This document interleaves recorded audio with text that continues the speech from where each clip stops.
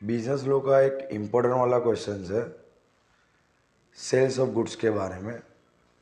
जिसके अंदर क्या पूछते हैं essential limit of contract of sales क्या आएगा, सेल्स किसको बोलते हैं। देख सबसे पहले स्टार्टिंग में दिया contract of sales of a goods is a contract whereby the seller transfer और agree to transfer the property in goods to the buyer for a price. जहाँ पे तुम क्या करते हुए जो सेलर है वो क्या करता है, कोई भी चीज़ कोई भी गुड्स को चाहे तो वो ट्रांसफ़र करता है या एग्री टू ट्रांसफ़र करता है और उसके बदले में बाहर क्या करेगा, उसको प्राइस देगा, उसको पेमेंट करेगा, उसको बोलते हैं सेल्स। अब उसके एसेंशियल एलिमेंट्स क्या है कि तो सेल्स के अंदर क्या होगा, तो नॉर्मल सी बात है, नॉर्मल लैंग्वेज के अंदर हम लोग बात करने जाए तो हम क्या कहते हैं, कोई भी चीज़ परचेज करने के लिए जाते हैं तो उसमें होगा क्या, हम खरीदने गए तो हम बायर हुए, सामने बेचने वाला है तो वो सेलर होगा। ठीक है, तो उसमें होते कितने लोग हैं, दो लोग होते हैं, दो पार्टी होती है, खरीदने वाला एक बेचने वाला होता है, साथ में गुड्स का भी होना ज़रूरी है, उसकी कुछ प्राइस वगैरह होगी और उसको क्या होगा, वो जो भी गुड्स वगैरह है उसको क्या करेगा, जो सेलर होगा वो उसको ट्रांसफ़र भी करेगा और जितने भी एसेंशियल एलिमेंट से वैलिड कॉन्ट्रैक्ट है जो यूनिट नंबर 1 के अंदर हम लोग ने देखे, बराबर कि भाई लॉफुल एक्सेप्टेंस होना चाहिए, ऑफर होना चाहिए, एक्सेप्टेंस होना चाहिए, कंसिडरेशन होना चाहिए, ठीक है, लीगल ऑब्जेक्ट होना चाहिए, तो वो सब चीज़ इसके अंदर भी आनी चाहिए। बर ये किसके बारे में था, सेल्स ऑफ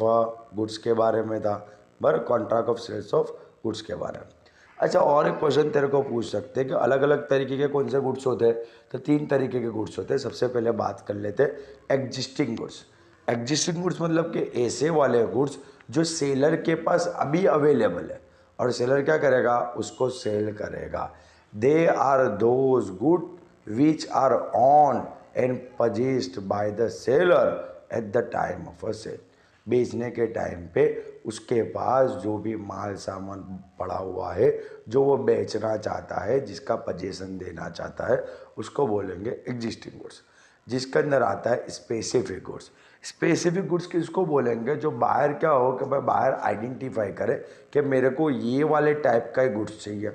सही है, बराबर है, उसको स्पेसिफिक गुड्स कहते हैं। उसके बाद आएगा सर्टेन गुड्स, जिसके अंदर क्या होगा, बाहर बताएगा, देख यहाँ पे स्पेसिफिक के अंदर आइडेंटिफाई करेगा, सर्टेन के अंदर सर्टेन करेगा बाहर, और अनसर्टेन के अंदर क्या होगा, जहाँ पे वो आइडेंटिफाई नहीं करेगा,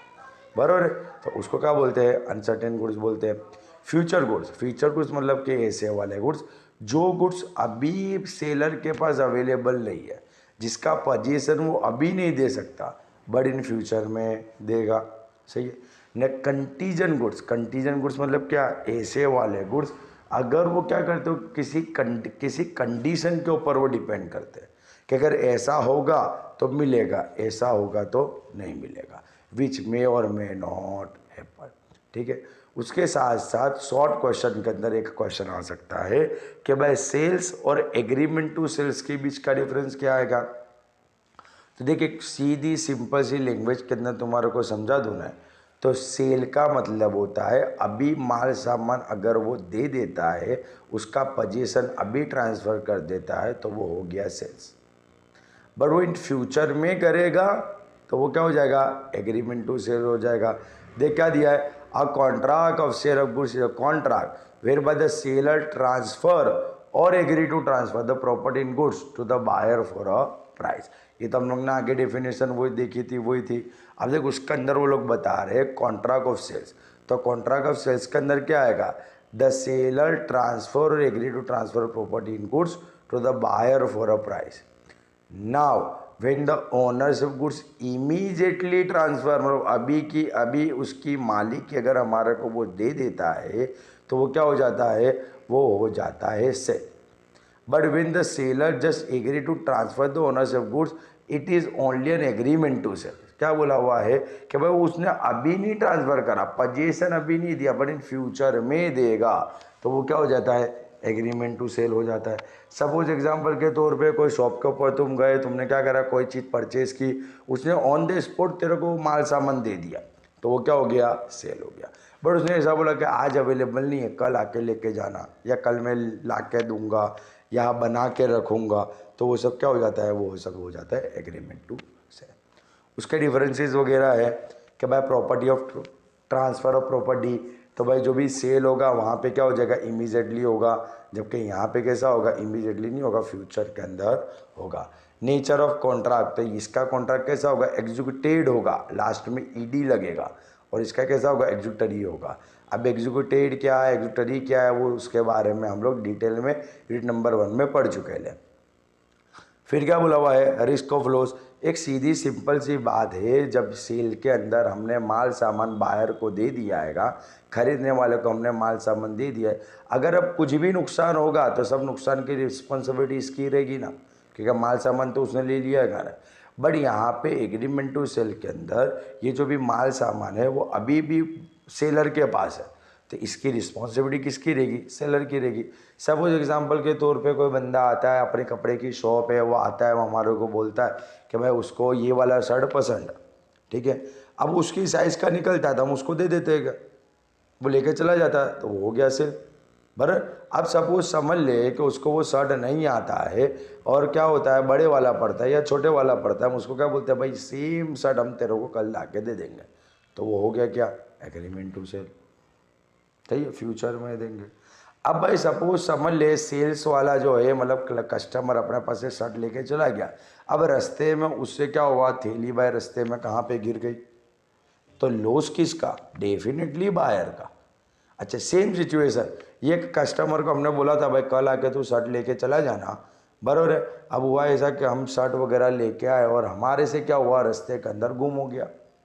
तो इसकी तो रिस्पॉन्सिबिलिटी हमारी होगी ना, हम बाहर पे तो डाल नहीं सकते ना, ठीक है। तो रिस्क ऑफ लॉस क्या होगा, तो भाई अगर सेल है तो सेल के अंदर रिस्क किसके ऊपर जाएगा, बायर के ऊपर जाएगा, और अगर सपोज समझ ले कि भाई एग्रीमेंट टू सेल है तो वो किस पे जाएगा, वो फिर जाएगा सेलर के ऊपर। बाय टाइप्स ऑफ गुड्स, तो टाइप्स ऑफ गुड्स में अभी जो उसके पास अवेलेबल होगा वो अभी का अभी दे देगा, तो एग्जिस्टिंग गुड्स और स्पेसिफिक टाइप के गुड्स होंगे, जबकि एग्रीमेंट टू सेल्स के अंदर फ्यूचर गुड्स और कंटीजेंट गुड्स होंगे, सही है। और क्या बोला हुआ है, जनरल एंड पर्टिकुलर प्रॉपर्टी के बारे में भी तेरे को डिफरेंस वगैरह दिया है कि भाई सेल्स के अंदर जो भी प्रॉपर्टी होती है वो कैसी होती है, तो भाई वो ऑनर के खुद की होती है, सही है ना, मतलब कि वो होगी किसी पर्टिकुलर इंसान की होगी, जबकि एग्रीमेंट टू सेल्स हैगा तो वहाँ पे कैसा होगा कि भाई ये जो प्रॉपर्टीज़ वगैरह होगी वो किसकी होगी, जो अगर सपोज समझ ले जो ऑर्डर दे के गया वो अगर नहीं आता लेने, तो हम क्या कर सकते हैं, किसी और को भी सेल कर सकते हैं। आगे दिया, अगर सपोज समझ ले बाहर क्या करता है, कुछ भी ब्रेक डाउन कर देता है कॉन्ट्रैक्ट को, तो बाहर तो माल सामान लेके चला गया है ना, तो हम क्या करेंगे, उसके पास ये प्राइस जो है वो चार्ज करेंगे, मतलब प्राइस ही उसके पास से लेंगे, बराबर। जबकि एग्रीमेंट टू सेल्स अभी तक हमने उसको पोजीशन नहीं दिया है, तो अगर वो पेमेंट नहीं करेगा तो हम उसको हम लोग पोजीशन भी देंगे नहीं। राइट टू रीसेल, सेल के अंदर तो ऑलरेडी हम लोग उसको माल सामान दे चुके हैं, तो हम उसको दूसरी बार बेच नहीं सकते हैं, जबकि वो जो है एग्रीमेंट टू सेल्स है उसके अंदर पोजीशन अभी तक हमारे पास ही है, तो हम चाहे तो उसको हम लोग सेल कर सकते हैं। इंसॉल्वेंसी ऑफ बायर, अगर बायर क्या हो जाता है, इंसॉल्वेंट हो जाता है, उसका कुछ भी पैसा वगैरह नहीं रहता है, तो हम लोग क्या कर सकते हैं, पेमेंट का उसके ऊपर क्लेम वगैरह कर सकते हैं। और अगर सपोज समझ ली ऐसी कोई सिचुएशन है तो हम चाहे तो क्या कर सकते हैं, उसके पास से गुड्स वगैरह भी रिटर्न ला सकते हैं। नहीं एग्रीमेंट टू सेल्स के अंदर तो हम लोग उसको माल सामान ही नहीं देंगे, गुड्स वगैरह अपने पास से रखेंगे, सही है। अगर सेलर इंसॉल्वेंट हो जाता है तो सेल्स के अंदर तो कोई इशू क्रिएट नहीं होगा, वो खाली क्या करेगा, गुड्स वगैरह ले लेगा। बट एग्रीमेंट टू सेल्स के अंदर वो गुड्स नहीं लेगा, पर क्या करेगा, पैसे जो है वो पैसों का क्लेम करेगा, सही है। ये क्या था, थोड़ा इंपॉर्टेंट जो भी क्वेश्चन थे, 2-3 क्वेश्चन वो एक ही वीडियो के अंदर हम लोग ने सॉर्ट आउट कर दिए।